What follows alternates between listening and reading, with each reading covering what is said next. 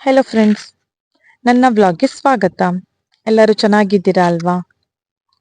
ಏನು ವಿಷಯ ಗೊತ್ತಾ, ಇವತ್ತು ನಮ್ಮ ಮನೆಗೆ ನಮ್ಮಮ್ಮ ಬಂದಿದ್ರು ಆಯ್ತಾ.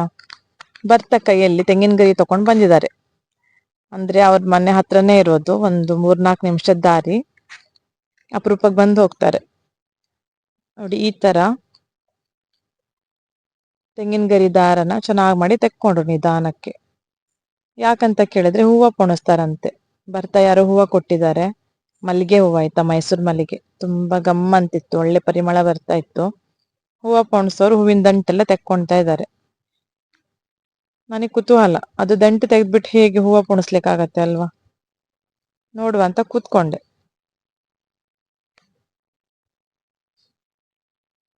ನಮ್ ಭಟ್ಕಳದಲ್ಲಲ್ವಾ, ಭಟ್ಕಳ ಮಲ್ಲಿಗೆ ಫೇಮಸ್. ನೋಡಿ, ಈ ತರ ಪೊಣಿಸ್ಕೊಳ್ಳೋದಂತೆ. ನೋಡಿ ಎಷ್ಟು ಈಸಿ ಅಲ್ವಾ. ಹಾಗಂತ ಹೇಳಿ ಸೂಜಿ ದಾರ ತಕೊಂಡು ಈ ತರ ಪೊಣಿಸ್ಲಿಕ್ಕೆ ಆಗಲ್ಲ ಅಂತ ಆಯ್ತಾ. ಅದು ಬಟ್ಟೆ ಹೊಲಿಯೋ ದಾರ ಸ್ವಲ್ಪ ಹರ್ತವಾಗಿರತ್ತಲ್ವಾ, ಹೂವು ಕತ್ರಿಸೋಗತ್ತೆ, ಅಂದ್ರೆ ಕಟ್ಟಾಗಿ ಬೀಳತ್ತೆ ಹೂವ.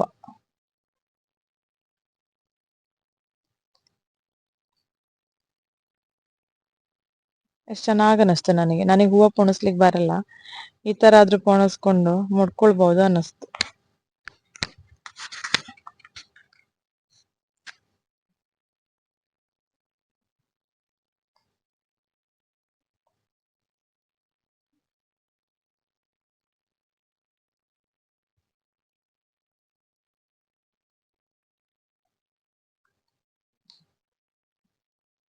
ನೋಡಿ ಎಷ್ಟು ಚೆನ್ನಾಗಾಗಿದೆ ಅಲ್ಲ ಕಟ್ಟಿದ್ದು.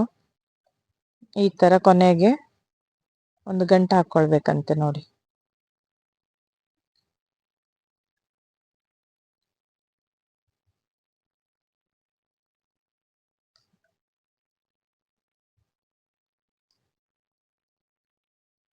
ಆಮೇಲೆ ಈ ರೀತಿಯಾಗಿ ಮುಟ್ಕೊಳ್ಳೋದು. ಕ್ಲಿಪ್ ಬೇಕಂತಾನೆ ಇಲ್ಲ, ಕಟ್ಕೊಂಡ್ರೆ ಆಯ್ತು ತಲೆಗೆ.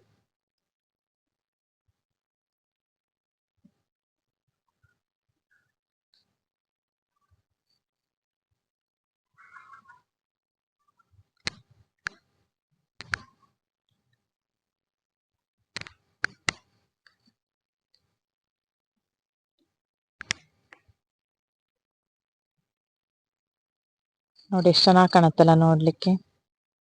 ತಲೆಗೆ ಒಂದು ಲುಕ್ ಬಂದಾಗ ಆಯ್ತು ಹೂವಿಂದ ಅಲ್ಲ.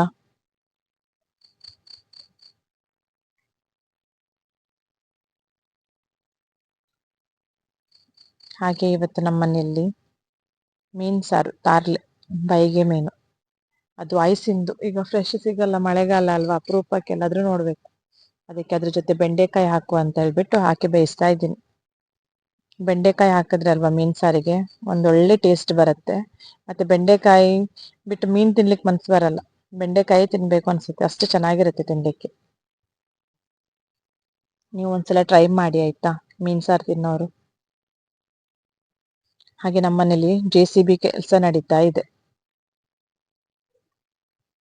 ಮಣ್ಣು ತೆಗೆದು ಆ ಕಡೆಯಿಂದ ಈ ಕಡೆ ಹಾಕ್ತಾ ಇದ್ದಾರೆ. ಹೇಗ್ ಮಾಡ್ತಾ ಇದ್ದಾರೆ ನೋಡುವ ಅಂತ ಬಂದೆ.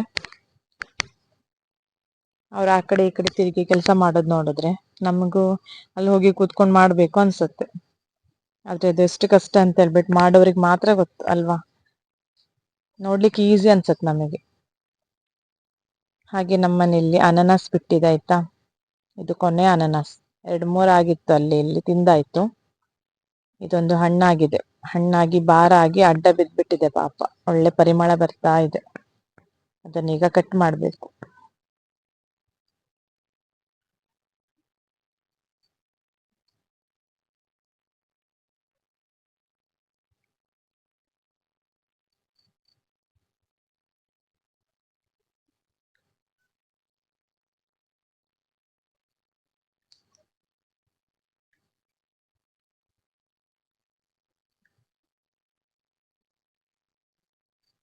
ಇಷ್ಟು ದೊಡ್ಡದಿದೆ ಅಲ್ಲ ನೋಡಿ, ಎಷ್ಟು ಚೆನ್ನಾಗಿದೆ.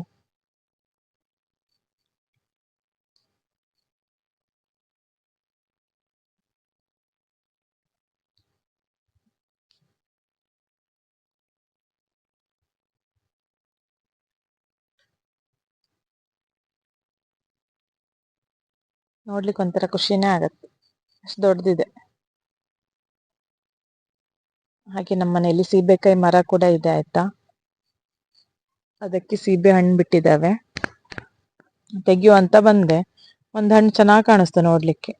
ತೆಗೆದು ನೋಡಿದ್ರೆ ಗಿಳಿನೋ ಬಾವಲಿನೋ ತಿಂದು ಹೋಗಿದೆ. ಅದು ಪೂರ್ತಿನೂ ತಿಂದಿಲ್ಲ, ಸ್ವಲ್ಪ ಸ್ವಲ್ಪ ತಿಂದಿದೆ. ತಿಂದ್ರೆ ಎಲ್ಲ ತಿನ್ಬೇಕಲ್ವಾ, ಅರ್ಧ ಬರ್ಧ ತಿಂದು ಹೋಗತ್ತೆ. ಅದನ್ನು ತಿನ್ನುವಾಗಿಲ್ಲ, ನಾವು ತಿನ್ನುವಾಗಿಲ್ಲ. ಮತ್ತೆ ಈ ಮಳೆಗಾಲದಲ್ಲಿ ಸೀಬೆಕಾಯಿ ಚಪ್ಪೆನೆ, ತಿನ್ಲಿಕ್ಕೆ ಅಷ್ಟು ಚೆನ್ನಾಗಿರಲ್ಲ, ಆದ್ರೂ ಆಸೆ ಆಗತ್ತಲ್ಲ ತಿನ್ನೋದು. ಇದು ಕೆಂಪು ಸೀಬೆ ಆಯ್ತಾ.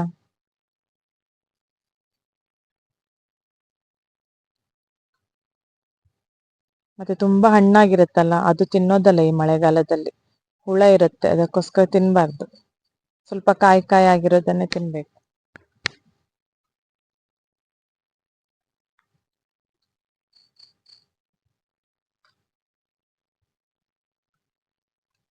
ನೋಡಿ, 2 ಸೀಬೆಕಾಯಿ ತೆಗೆದೆ, ಮತ್ತೆ ಉಂಟು ಮೇಲ್ಗಡೆ. ಹಾಗೆ ನಮ್ಮನೆಯಲ್ಲಿ ಕೋಳಿ ಮತ್ತೆ ಬೆಕ್ಕು 2 ಮರಿ ಹಾಕಿದ್ದೇವೆ. ಇದು ನೋಡಿ, ಕಪ್ಪು ಮರಿ ಹಾಕಿದ್ದೆ 2. ಮುಟ್ಟಿದ್ರೆ ಕಚ್ಚತ್ತದು. ಹೊರಗೆ ಬಿಟ್ರೆ ಮುಂಗುಸಿ ಮತ್ತೆ ಹದ್ದು ಎಲ್ಲ ತಿಂದು ಹೋಗುತ್ತೆ, ಅದಕ್ಕೆ ಒಳಗೆ ಹಾಕಿರ್ತೀವಿ. ಆಮೇಲೆ ಬೆಕ್ಕು ನೋಡಿ, 2 ಮರಿ ಹಾಕಿದೆ, ಅದು ಕೂಡ ಕಪ್ಪು. ಕ್ಯೂಟ್ ಆಗಿದ್ದಾವಲ್ಲ.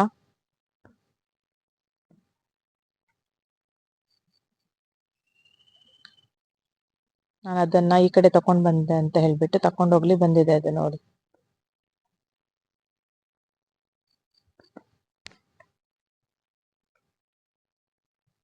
ನನ್ನ ವಿಡಿಯೋ ಇಷ್ಟ ಆದರೆ ಲೈಕ್ ಮಾಡಿ, ಶೇರ್ ಮಾಡಿ, ಸಬ್ಸ್ಕ್ರೈಬ್ ಮಾಡಿ ಆಯಿತಾ please. Thank you. Bye bye.